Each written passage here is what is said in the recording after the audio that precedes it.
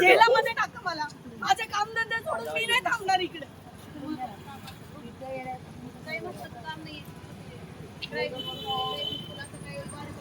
हा, तुमची कामं महत्वाची आहेत, माझी नाही आहेत.